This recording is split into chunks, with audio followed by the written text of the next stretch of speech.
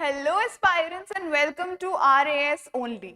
सो आज हम स्टार्ट करने वाले हैं एक नई वीडियो सीरीज जो है नो योर कॉन्स्टिट्यूशन। ठीक है, इस पर्टिकुलर वीडियो सीरीज के अंदर आपको जानने को मिलेगा दैट हमारे कॉन्स्टिट्यूशन के अंदर आपके राइट्स को प्रोटेक्ट करने के लिए कौन कौन से प्रोविजंस मौजूद हैं।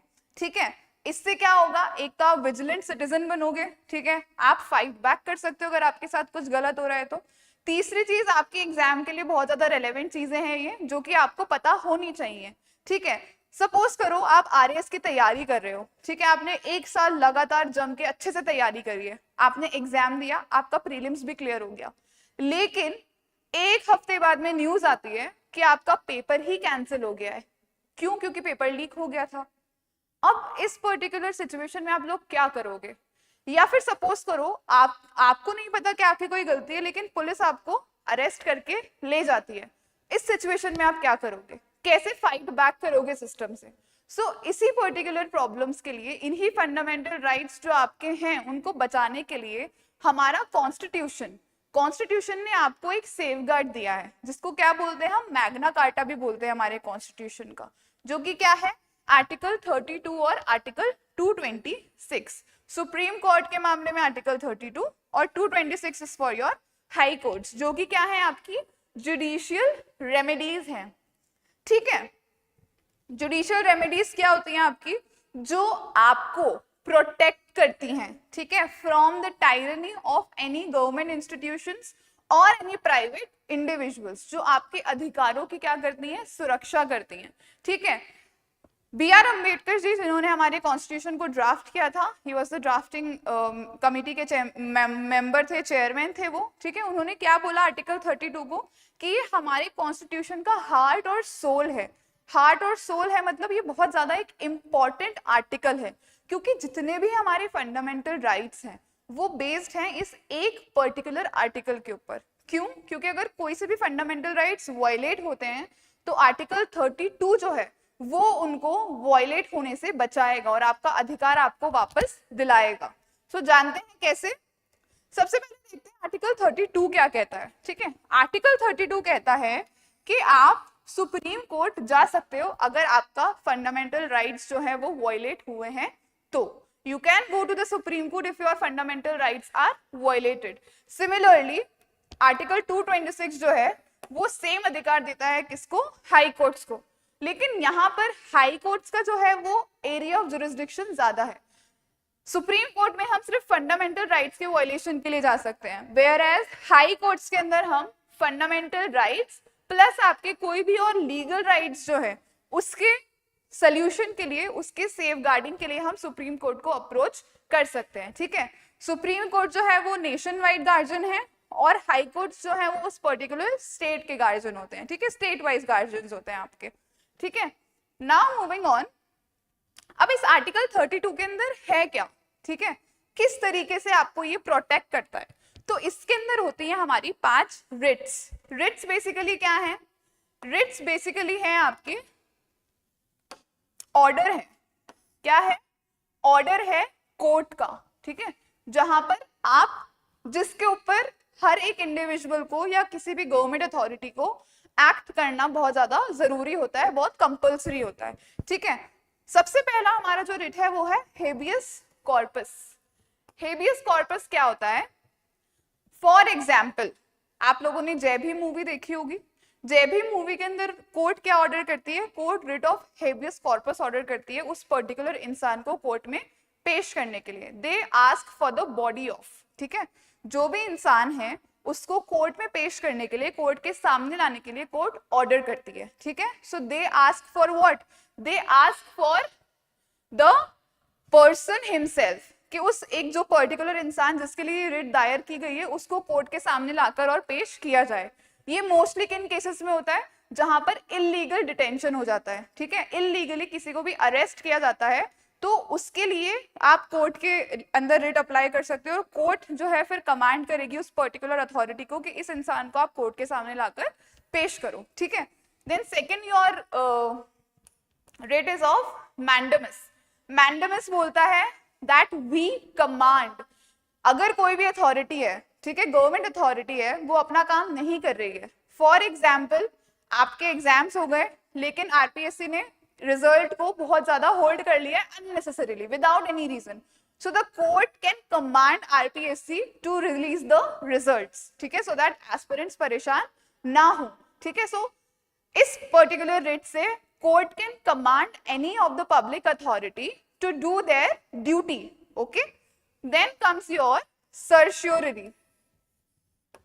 फॉर एग्जाम्पल कोई लोअर कोर्ट है, ठीक है, उसने एक ऐसा डिसीजन ले लिया जो कि इलीगल है, विच इज नॉट राइट.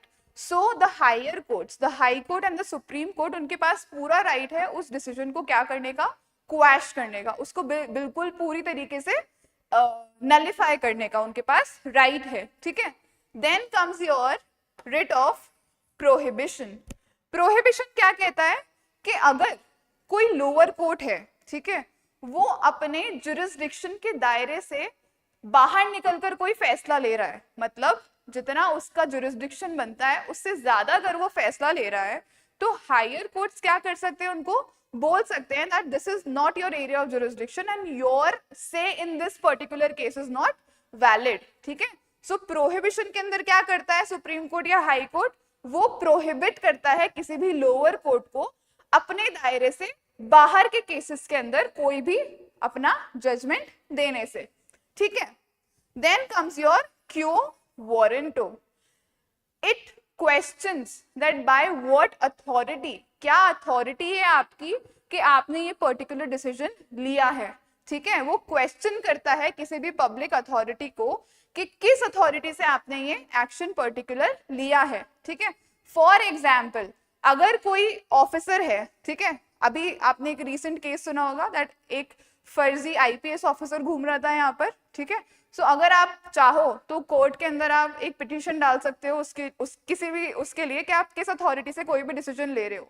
ठीक है, सो द रिट ऑफ क्यो warranto asks for what is your authority कि आपने ये पर्टिकुलर डिसीजन लिया है. ठीक है, अब ये जो ये रिट्स हैं ये गवर्नमेंट अथॉरिटीज के खिलाफ भी हो सकती हैं और प्राइवेट इंडिविजुअल्स के खिलाफ भी हो सकती हैं. ठीक है, जैसे हेबियस कॉर्पस की जो वो है ये प्राइवेट इंडिविजुअल्स के लिए भी हो सकती है. ठीक है, समझ रहे हैं आप मेरी बात को. और बाकी की जो रिट्स है that is for your public authorities mainly. Alright, moving on. अब देखो रीसेंट केसेस क्या क्या हुए हैं जिसमें ये रिट्स का इन्वॉल्वमेंट रहा है, आपकी एवरीडे लाइफ के अंदर हुए हैं. आपने सबने मणिपुर के बारे में सुना होगा, वहां पर बहुत ज्यादा वायलेंस हो गया था, वहां पर एथनिक जो वायलेंस हुआ था वो बहुत अल्ट्रा लेवल के ऊपर हो गया था. ठीक है, सो वहां पर क्या हो रहा था कि वहां पर प्रॉपर उन केसेस की सुनवाई नहीं हो सकती थी. तो सुप्रीम कोर्ट ने क्या ऑर्डर किया, सुप्रीम कोर्ट ने ऑर्डर किया कि जो इनकी प्रोब है, ठीक है, इसको कहीं और हम ट्रांसफर करके वहां पर इन सब जो केसेस है उनकी छानबीन करेंगे. ठीक है, then comes your political detention in Jammu and Kashmir. Jammu and Kashmir में आर्टिकल 370 का एब्रोगेशन हुआ था, इसलिए वहां पर बहुत सारे पॉलिटिकल डिटेंशन किए गए थे. ठीक है, क्यों, ताकि वहां की जो स्टेबिलिटी है वो बनी रहे. तो उसके अंदर कोर्ट ने क्या बोला दैट गवर्नमेंट को उन्होंने आंसरेबिलिटी मांगी कि आपने अगर ये पर्टिकुलर डिटेंशन किया है so what is your reason behind it. और जहां पर उनको रीजन नहीं मिला तो वहां पर उन्होंने इस डिटेंशन को नलिफाई किया और हेबियस कॉर्पस की रिट लगा के उन पर्टिकुलर पर्संस को कोर्ट के सामने लाने के लिए उनको इंस्ट्रक्ट किया. समझ में आई आप सब लोगों को ये बात. ठीक है, अगर आप जेल में चले गए हो, ठीक है, आप खुद तो हेबियस कॉर्पस नहीं फाइल कर सकते, तो आपके लिए आपका कोई रिलेटिव, आपका कोई फ्रेंड या कोई भी पर्सन जो कि एक सोशल वर्कर है वो आपके लिए ऐसे रिट दायर करवा सकता है. ठीक है, the person if he the aggrieved person if he himself cannot do it, the person who is related to him or the person who is a social worker can also do it for him. समझ में आई बात. और habeas corpus लगते ही जो भी authority है उनको उस पर्सन को कोर्ट के सामने पेश करना ही पड़ेगा. सो ये क्या है, ये आपके जो फंडामेंटल बेसिक फंडामेंटल राइट्स हैं उनका क्या है, एक आपका उनका सेफगार्ड है, उनको सेफ रख रहा है आप लोगों के लिए. राइट, नाउ मूविंग ऑन, हमारा जो मेन पॉइंट है कि एग्जाम में इसका क्या रेलेवेंस रहेगा. ठीक है, सो इसके अंदर बहुत सारे आपके पास्ट में भी क्वेश्चंस बने हैं, ठीक है, और फ्यूचर में भी क्वेश्चंस बनने के पूरे चांसेस हैं. किस तरीके के क्वेश्चंस बन सकते हैं, लेट अस सी. पहले हम प्रीलिम्स के क्वेश्चंस देखेंगे.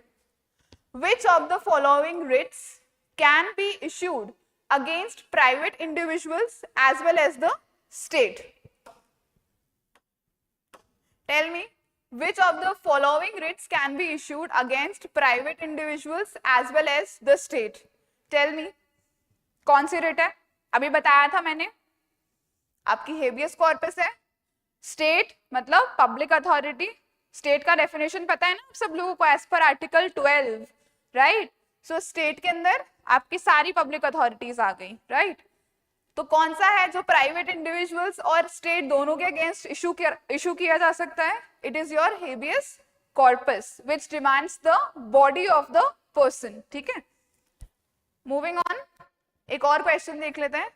Article 32 of the Indian Constitution is described by Dr. Ambedkar as what?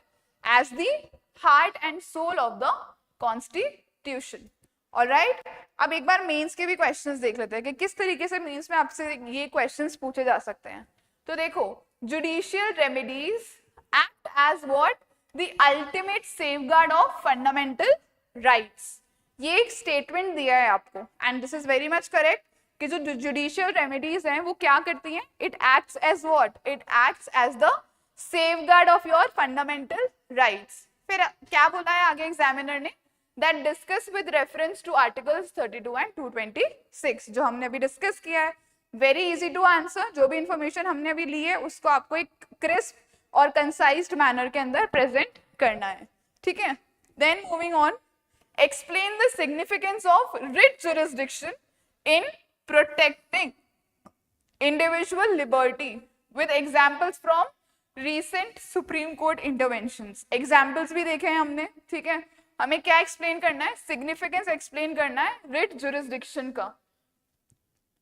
किसके अंदर? हमारी प्राइवेट, हमारी इंडिविजुअल लिबर्टी को बचाने के अंदर रिट जुरिसडिक्शन का क्या सिग्निफिकेंस है, क्या रेलेवेंस है. ठीक है, वो हमें डिस्कस करना है यहाँ पर, एक्सप्लेन करना है यहाँ पर. ठीक है, नाउ नेक्स्ट क्वेश्चन देखते हैं हम. Critically analyse the role of high courts under article 226 in dealing with issues like internet shutdowns and paper leaks in Rajasthan. अभी राजस्थान स्पेसिफिक हो गया. क्या बोल रहा है ये? क्रिटिकली एनालाइज करने के लिए बोल रहा है आपको. किसका रोल? हाई कोर्ट का रोल. हाई कोर्ट का रोल इन मामलों में किस में, कौन से आर्टिकल में रहता है? आर्टिकल 226 में. In dealing with issues like what? Your internet shutdowns and paper leaks in Rajasthan. ठीक है, so ये आपके बहुत कॉमन चीजें होती हैं जब भी कोई भी एग्जाम होता है गवर्नमेंट का. तो इससे रिलेटेड इस तरीके से आपका एक क्वेश्चन आरपीएससी के अंदर, आरएएस के एग्जाम में बन सकता है. ठीक है, so this was all about your writ jurisdiction. Now एक बार एक क्विक रिवीजन कर लेते हैं इसका. ठीक है, जो आपके रिट्स है, जो आपके आर्टिकल 32 और 226 है, वो क्या है? सिटीजन्स की एक शील्ड है. क्यों? क्योंकि वो आपके जो फंडामेंटल राइट्स है उनको प्रोटेक्ट करता है. ठीक है, रिट्स क्या है? These are the weapons of justice. ये वेपन्स हर एक सिटीजन को दिया जाता है सो दैट उनके साथ में किसी भी तरीके की कोई भी अनफेयर चीज ना हो, और अगर हो तो वो उसको फाइट बैक कर सके. Right? Then judiciary is what? Judiciary is the protector of your rights. अगर आपके राइट्स वायलेट हुए हैं आप अप्रोच कर सकते हो either to the supreme court or to the high courts as per article 32 and article 226 of constitution of India. ठीक है, देन अब आपके सामने एक क्वेश्चन है कि इज जुडिशरी क्रॉसिंग लिमिट्स और आर स्ट्रॉन्गेस्ट सेफगार्ड? क्या ये जो ये रिट्स हैं ये जुडिशरी की एक, हमें एक सेफगार्ड है हमारे लिए जुडिशरी का, या फिर जुडिशरी ओवररीच कर रहा है अपनी पावर्स को? ठीक है, so think about it and comment it in the comment section. Till then take care, bye bye.